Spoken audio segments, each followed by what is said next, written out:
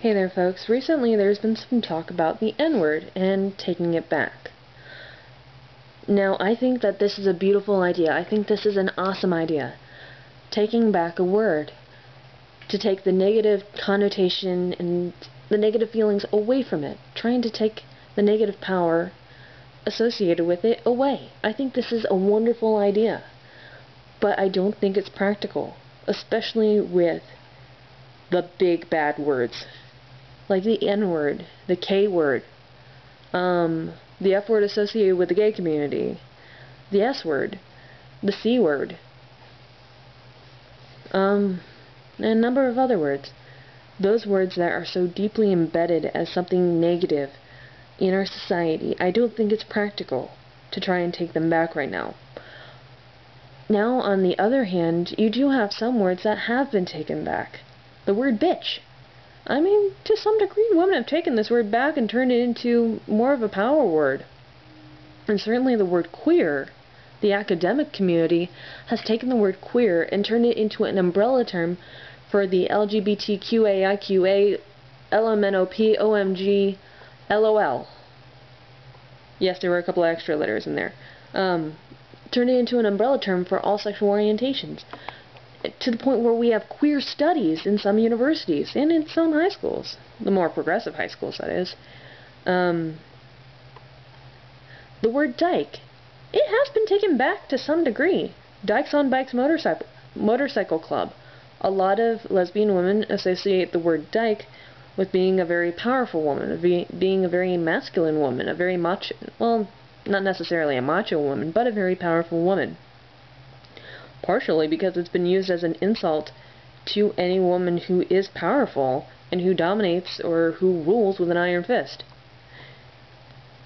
But the N-word and the word faggot have very, very deep scars associated with them. The N-word, I mean 300 years or more of slavery and mistreatment.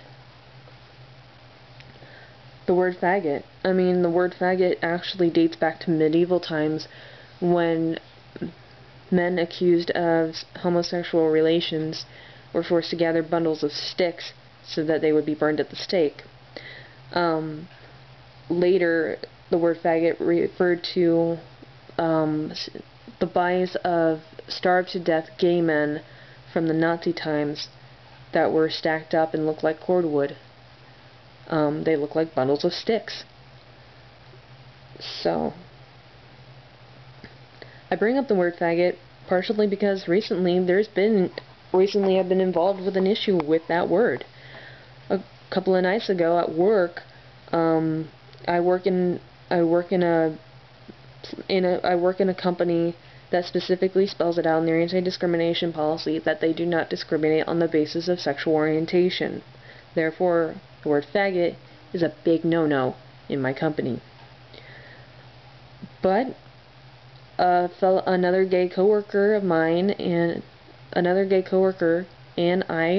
heard one of our other coworkers saying the word faggot and using terminology generally associated with the gay community to be very negative toward a fourth coworker, I believe. And my fellow gay coworker and I went to our manager about this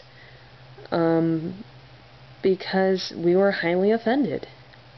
Because that word still has such negative connotation, especially to gay men. And in our workplace environment, we shouldn't have to hear language like that.